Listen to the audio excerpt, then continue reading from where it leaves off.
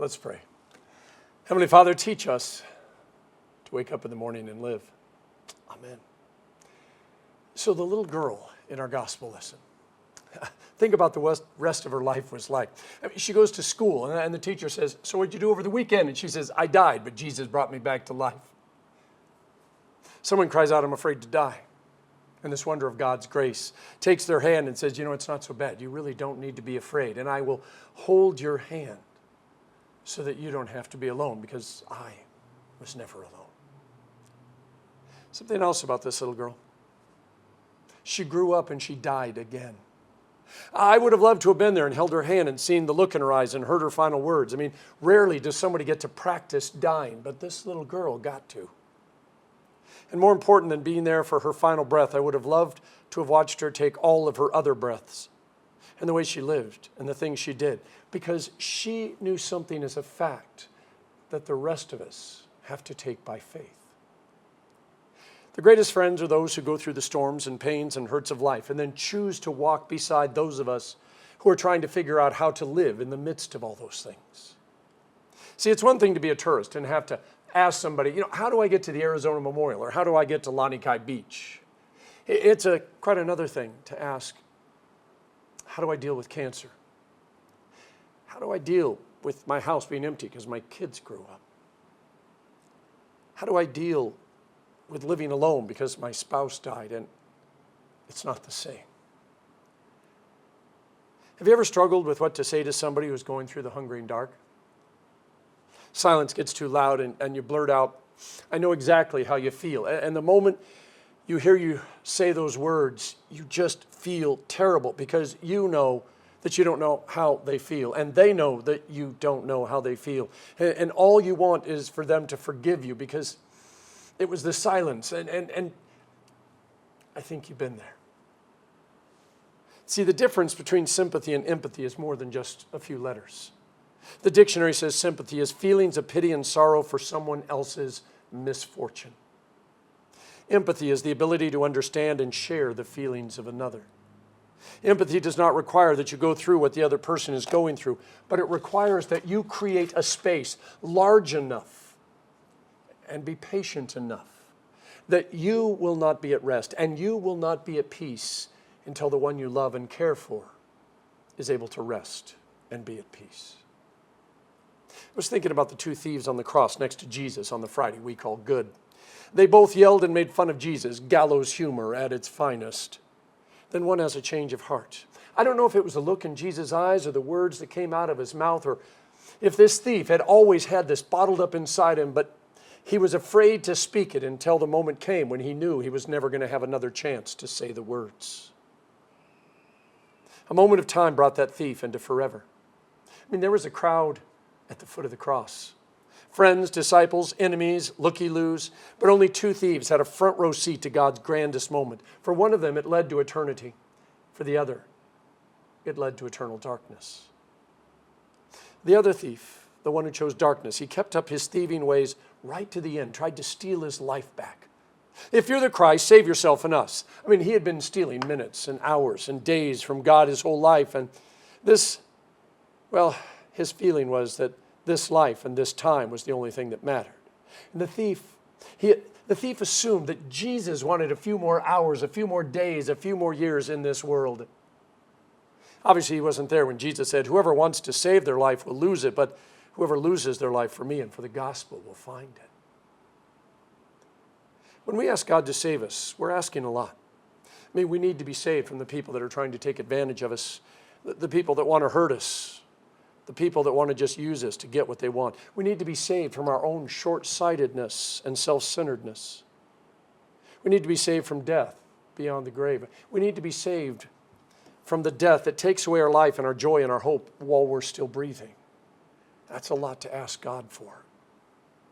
Sounds crazy that the thief who just wanted to be remembered when Jesus came into his kingdom was the one who got saved. I doubt he fully understood what he was asking Jesus for, but he saw something or he heard something in Jesus that allowed him to take a leap of faith, which evidently wasn't that big of a leap, because he could almost reach out and touch Jesus from where he was hanging on his cross. I mean, he was out of options. He just asked Jesus to remember him. And Jesus let the thief know that God had always remembered him, that his name was on God's lips, that his name was on a door in heaven with a welcome sign and a gift basket filled with grace, waiting for him when he got home to a place he'd never been before. If Jesus is God, then he can save us. If Jesus is not God, then he can't save us. You know, the little girl didn't ask Jesus to save her. Her parents, the neighbors, even the local priest, maybe the doctor, once they got to the end of everything that they could do, that's when they asked Jesus to save this little girl. But before Jesus could get to her, he's interrupted by a woman whose menstrual cycle had been cycling for 12 years. It wasn't just the bleeding she wanted to be saved from, because in those days there was a red tent, a place where women were supposed to go during that time of the month. And she'd been living in that tent for 12 years. She wasn't allowed to interact with family and friends. She wasn't allowed to live any type of normal life. The rabbinical law was very specific. And St. Mark notes she had spent every shekel she had on doctors who kept promising they could fix her, but not only didn't she get better, she was actually worse. Mark drops this story into the middle of the story of the little girl for a reason. The woman had been bleeding for 12 years. The little girl is 12 years old. One lived for 12 years and dies. The other had been dying for 12 years and not living. While Jesus stops to take care of the bleeding woman, the little girl dies. The bleeding woman gets saved. By the time Jesus gets to the little girl's home, she can't ask Jesus to save her. She can't ask him anything because she's dead. Any hope the family and neighbors and doctor and anyone else had was gone. So much so that when Jesus talks to them, they just say, "What's the use? Don't bother the teacher anymore." When she says she's just sleeping, they laugh at him. They assume he's crazy. Then they realize, like the thief on the cross, what did they have to lose? So they let Jesus in, and the next thing you know, the little girl sits up. And then she starts to walk around, and Jesus tells the family to feed her because dying takes an awful lot out of you. It doesn't really say how the family and neighbors and doctor and local priest reacted. Jesus just tells them to forget everything they saw or heard, like that could possibly happen. And then he just leaves. Now, the church, like everyone else, is always trying to come up with new buzzwords because the old buzzwords lose their pizzazz. 20 or so years ago, everything was suddenly missional. One of the problems with new buzzwords is they mean different things to different people. See, for me, being missional just means to embrace the Great Commission, to live as imperfect people in the kingdom of God that is both now and yet not yet. We're living in the pre-dawn hours. The sun's light is just starting to break over the hills. The light is still dim, but the promise of a new day and all the possibilities, it's right there. We're dying, but we're getting ready to live. See, a missional approach embraces salvation as more than just saving souls, because a soul has a body and a mind. So there's more to ministry than just preaching and baptizing. It's also not just about the heavenly future, because everybody has a past that's trying to pull them back, and they're all living in the present. And most importantly, it's not just about what God does for us. It's about what God does in and through us, because we are both the mission and the missionary. On our best days, being missional is loving our neighbors, loving our enemies, taking care of the lost and the lonely and the hungry and the hurting. On our worst days, we accept that we are hypocrites, because while we love to talk about loving people is very hard work. Whenever I watch TV or YouTube late at night, those commercials come on. You know the ones I'm talking about, with the starving children or the abused puppies and kittens. Every day I get emails and letters with the words urgent and emergency in bright letters on them.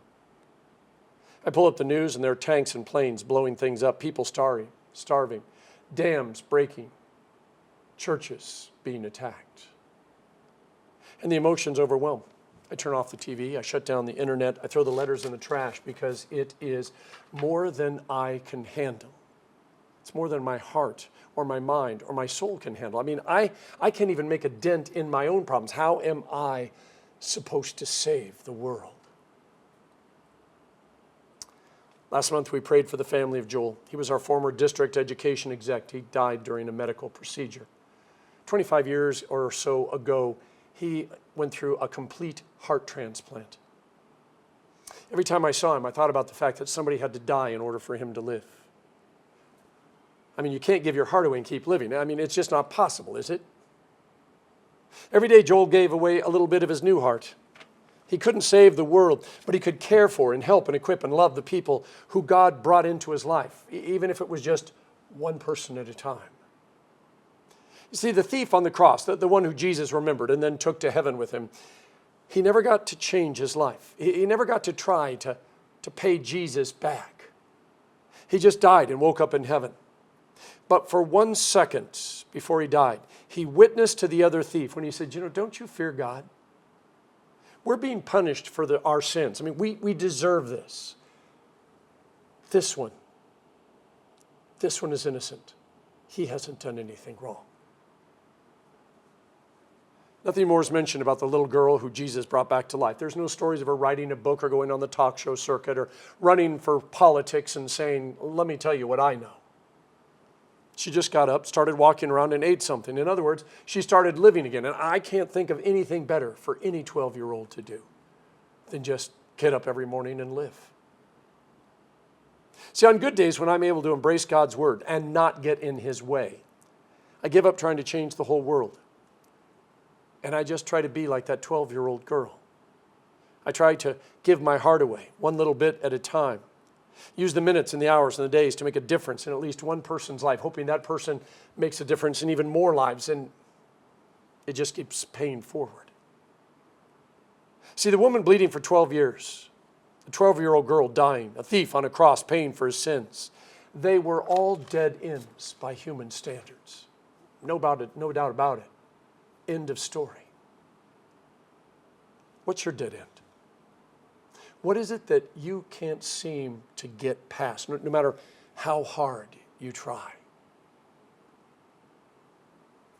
In 2 Corinthians 12, it's going to be our gospel or our scripture lesson next week. St. Paul says, for the sake of Christ, then I am content with weaknesses, insults, hardships, persecutions, and calamities, for when I am weak, that's when I am strongest. Sounds crazy, doesn't it? When I'm weak, that's when I'm strongest. Until you look at a God who leaves heaven and all of his powers and all the angels, and he comes down to earth to walk side by side with his people, loving them and forgiving them and pointing the way home. And then he dies on a cross out of love. I mean, out of all the ways that he could have saved us, I mean, let's face it, dying on a cross is just crazy. He chose to live like us. He chose to die like us. But there's something about a man who walks in your shoes and gives his heart away so that you have the chance to find out what it really means to live. I'm willing to bet God brought somebody into your life. Someone who may not have had all the answers that you had questions for, but was willing to walk with you, and through the darkest of times was willing to listen to you, hold your hand, encourage you, love you, forgive you, push you. They would not rest, and they could not be at peace until you could rest and you were at peace. They gave you a piece of their heart because someone somewhere gave them a piece of their heart when they were at their dead ends. Painful memories are things we often try to suppress and hide and forget. And yet sometimes I believe that God causes them to come back, not to punish us, but to remind us of what it was like, so that when we see someone else going through what causes us those moments of anxiety and pain and hurt, we realize that we get a second chance by helping them avoid the mistakes that we made. See the things that we didn't see all the way back then. Or maybe just let them know that they're not alone in such moments. They're not the only one that's ever felt this or experienced this. See, we cannot undo our old mistakes or eliminate the pains and hurts and losses in our life. Those things will always remain a part of who we are. But instead of letting them suck the life out of us, we can remember them a little differently as opportunities and possibilities for a new life. If not for us, then for someone else. See, whether we were raised from the dead or healed or taken home to heaven, even though we didn't deserve it, God was there. And now these things are nothing more than memories. And it's our choice if they are painful or promising. We survived, and now if we're willing to let them, we can use them to help others survive and thrive as well. See, the next day, the little girl went back to school and played with her friends. The thief got a personal tour of heaven by some angels. The bleeding woman moved out of the red tent, started living again. And Jesus rose up out of his grave, created the organized chaos we call the church, and he started planning his comeback to her. See, until he comes back, Jesus sends you and me out into the world as imperfect, messed up, hurting, dying, resurrected sinners and saints who on our best days love our neighbors and love our enemies and take care of the lost and the lonely and the hurting and the hungry, and on our worst days accept and embrace that we're hypocrites, because while we love talking about loving other people is really hard, and some days we just can't do it. And we go to sleep every night knowing tomorrow we have the chance to wake up and start living again. See, when it comes down to the final moment, what is truly important is not the junk and the stuff that we gathered around us. It's what we learned along our journey. It's the friends who walked beside us or who we walked beside. It's the difference we made in the lives of those who we gave a small piece of our heart to. See, what Jesus does is point out that our lives, no matter who we are and how we live them, matter to God, not just because of the days, the hours, or the years, or even what happened in them. See, the reason that all of those minutes and days and years are important is because we live them. In the name of the Father, and of the Son, and of the Holy Spirit. Amen.